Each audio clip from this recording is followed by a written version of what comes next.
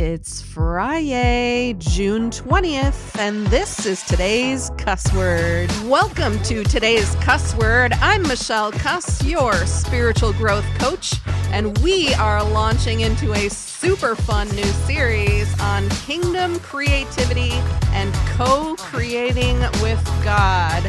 I'm doing my very first podcast interview. You don't want to miss it. Well, hello, friend, and happy Friday. So, last week you got to meet my friend, Charity Williams, the founder of a uniquely creative and very encouraging ministry called Hope Words. And she dropped for us some incredible nuggets of wisdom and inspiration on kingdom creativity. And these are applicable to you, whether you consider yourself an artist or not, because as Charity said, we are all creative. So if you missed part one of our conversation in last Friday's episode, make sure you pause this episode, go back and check that one out first, because this one will make more sense after you listen to that one. So today I'm going to dive back into our conversation with part two, where Charity shares some insights on how to navigate some sticky situations like comparison or feeling like an imposter, or how to navigate sharing your creative gifts in a church setting, especially in church settings where that might be a totally new concept. Also, I've got a few cool announcements at the end of this episode, so make sure you stick around and catch those announcements. So, without further ado, let's dive into part two of my conversation with Hope Words founder, Charity Williams. I love that.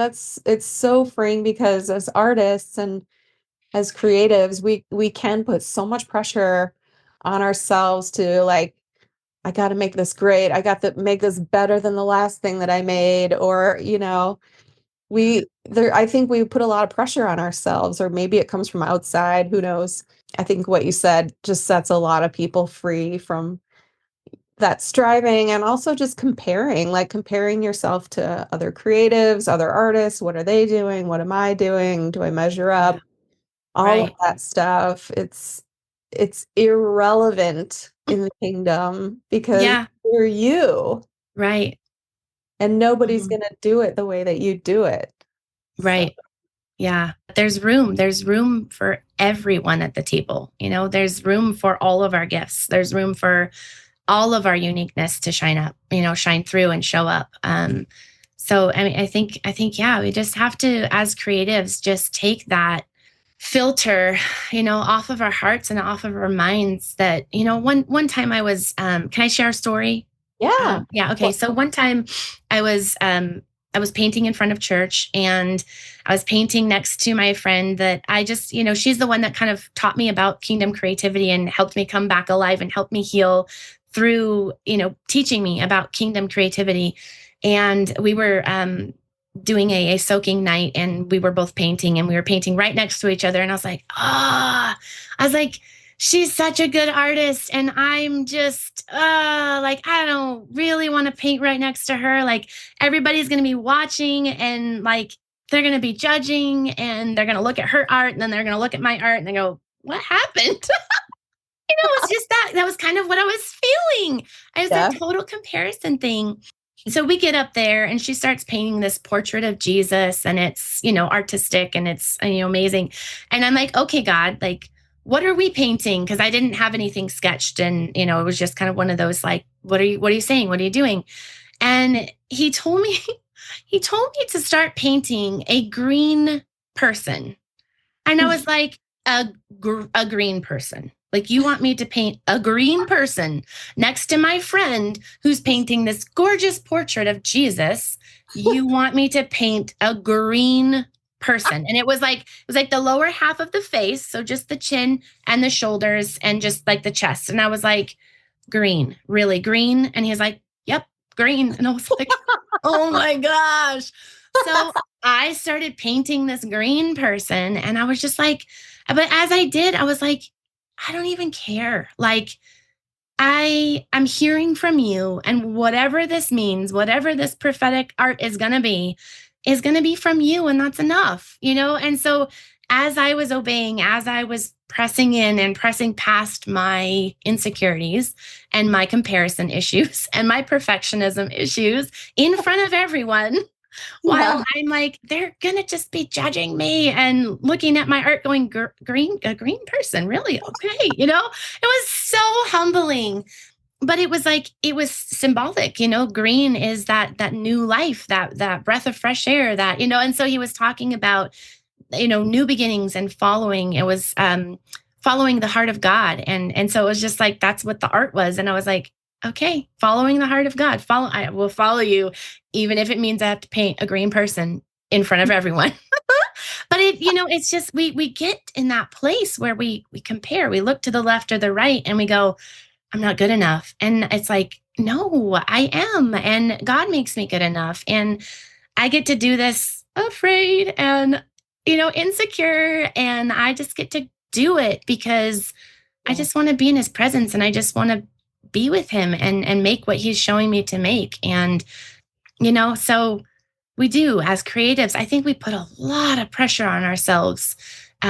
To perform. And it's not about that. It's not about performance. It's really, like I said earlier, it's really about just sinking into his presence, sinking into his goodness and creating from that place of freedom and love and delight that he has over us. And if we can get that, we're unstoppable. Do you have a particular way that you sink into him? Like before you create, do you have like a little routine or a rhythm that you do? I think for me, just in my healing journey, in the last, 8 years, I think the rhythm, that God has kind of gotten me into is that, finding him in the pause, finding him in that moment of just, okay, God, what are you saying? What are you doing? And being able to calm myself down into his presence. And it's about, like I said earlier, looking up and leaning in and listening. And so it's literally a posture of my body just resting, just sitting in a chair, my back like I am right now, with my back into the chair, my hands up in the air in, receiving position of just, God, like, what are you saying? What are you doing? And just literally like envisioning him, like me sitting on his lap and just leaning into him and looking up at him and going,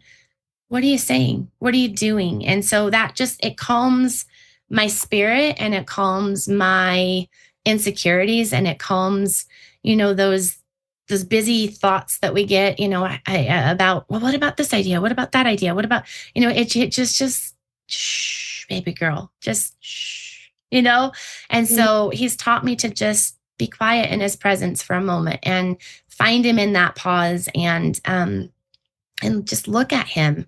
When we look at him, we're filled with him. We're made whole in his presence, and we're whole anyway because he made us whole way back. But we're made more secure in him, and we can feel his delight over us. And so, yeah, I think that's a big part of what I do is just literally that body posture of like, okay, I'm just going to sink into you, literally sinking into you and wait. I'm just going to wait for you. I'm going to wait for you to talk to me. I'm going to wait for you to speak to me and to show me what you're doing. And, I'm human. There's times when I do the things I know to do. And I'm just like, I'm still buzzing and I'm still anxious and I'm still, I'm thinking about this, I'm thinking about that.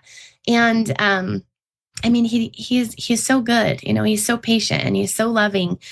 Sometimes I have to get up and I have to move. And I think that's one thing that we have to remember is, it's not a formula. Like our relationship with God isn't a formula. It's not just you plug, this number into A and, it all computes out and it's perfect every time. It's like, no, God made us human. He gave us emotions. He gave us, the will to choose, what we're doing, what we're thinking about. He gave us, the power to think about what we're thinking about.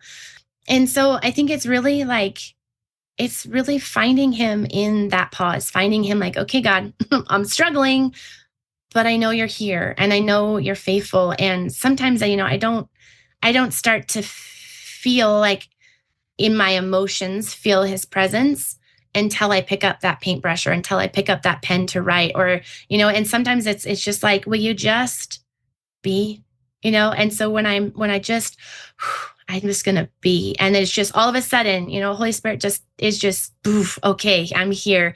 And, and then it's, easy. It's just so easy. But we're human, and it does take time to practice that and to be able to just sink into his presence and go, okay, I'm ready, So yeah, I think that's kind of my process. I love it. I'm like more relaxed just listening to you talk about that. Like I'm sinking into his presence while you're speaking. Yeah, that's awesome. I know your church and well, I don't know your church actually, but I know who pastors your church. Yes. I know Ivan, he's amazing. And so I've seen enough live streams of your church to know kind of the culture, and it's similar to the church that I came out of in Oak Park. And I'm curious if there are people listening to this who are new to this idea of painting in church, or new to this idea of like, how do we give creatives safe places in church to express worship, to express, creativity, to express what heaven is doing? Do you want to speak a little bit to that? Yeah. So, we moved church buildings. In our old church building, it was huge, and so we had stage space, we had room to paint, and we had there were some ladies that would dance prophetically in the service, and it was beautiful, and we had the space to do that. When we moved to our new church building, however, there wasn't space for that, and so I think it's important to pay attention, to be in sync with your leadership and to know, I guess, and I'll use permission, but I don't use it in a religious, like, controlling way. Yeah. But to have the blessing, have the permission from your leadership to, is there space to dance? Is there space to fly a flag, or is that going to be a distraction? I think as creatives, we can dance and we can sing and we can paint and we can, all those things, but it doesn't necessarily have to be on a Sunday morning in our church, And so I think we have to be careful of that, not to just, well, I'm a creative and you're not giving me room. It's like, and I did feel that. I will be honest with you. I did feel that when we came from this big church where I got to paint on Sundays, I got to bring my easel in and I could paint, and during worship, and it was a regular thing. It was a normal thing, to moving into a smaller building and being, there's not room. There's room for enough chairs for the people, but there's not space for that. And I felt, I did go through a season where I felt kind of stifled. And I'm like, and then I was like, okay, God, like, I honor my leadership, and there's not space for that necessarily here on a Sunday morning. That's okay. I get to still create. It doesn't have to be in the four walls of my church. So, taking it to activation classes where I taught people how to do this stuff. I taught, classes, and I'm like, I can take it out from here. I can teach other people how to be creative, and I can create along with them. And so I think it's really honoring your leadership and knowing your leadership and knowing, are they okay? Is there space for that? But then also, I think, there's ways to be creative in a confined space. So bringing your sketchbook, bringing some colored pencils. It doesn't have to be an easel. It can be a little sketchbook that you just doodle in, what you're seeing, what you're hearing, that you're writing those poems down, you're composing that song, you're writing down that book idea that God's downloading to you during worship or during the sermon. And so I think as creatives, we have to be creative on how we bring that creativity into the church, and in an honoring way, in making sure that there is space and room for that. And so I would encourage people that maybe that's not normal for your church body. I would encourage you, talk to your leadership, talk to your pastors and say, this is inside of me, and I want to express this. How can I express this, honoring our church, honoring you as my leaders, honoring the people around me. And sometimes they don't get it. Like sometimes the pastors are like, I mean, you just do your hobbies at home, and you might get that response. Like you don't need to bring that here. But I think it's like absolutely vital for creatives to have that space, and for church leadership to give space. And sometimes as creatives, we have to educate our leadership on but God put creativity, like God anointed Bezalel to create, and he created the tabernacle. He was the first person the Holy Spirit anointed. So creativity is an anointing. It is a ministry. It is valuable. It has value in the kingdom, even if it just looks like a hobby, even if it just looks like we're doodling. No, there's power in it. And so sometimes, we have to be willing to honor and listen, but also bold enough to say, hey, there's more, and creativity is deeper than that. And, I can give an example. There's a friend of mine goes to a church here locally, and they've always had paint. They've always had art. And so people could just paint and have art. But it wasn't until my friend started attending that church that the pastor's wife started to oh, it's not just creativity. It's like co-creating with God, like we've been talking about. And she's like, I want to know more about that. I want to know, how do we make an impact? How is this just not paint on a piece of paper, but kingdom impact in this, And so yes, I sat down with her and my friend, we had a meeting, and I was like, okay, this is what kingdom creativity is. This is how we approach it. This is what it looks like. This is, and so being willing to humbly, teach, this is what God says about creativity, and this is how we can partner with him to use it. Bold enough to say those things and to dive into it in an honoring way, of course, not just, I'm going to do it anyway. I think it's important. I think it's important, and it is important in the body to have that avenue. I think personally, a lot of creatives leave the church or leave the faith because there's no space for them.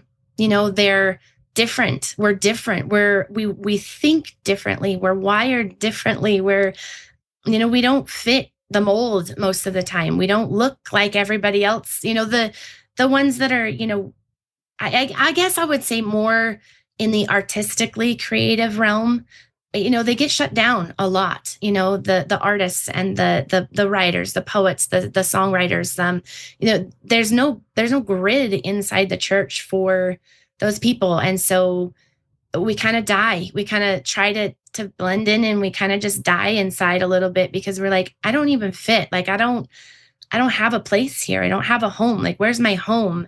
And I've seen a lot of people that have grown up in the church that leave the church hurt, and they go seek otherwhere, other places, and they get into New Age and, witchcraft and things like that, because there's space for that. There's space for them to be mystics and creatives, and so they're like, well, this is what I've been looking for all along. And it's like, no, that's a fraud, that's artificial, that's not real.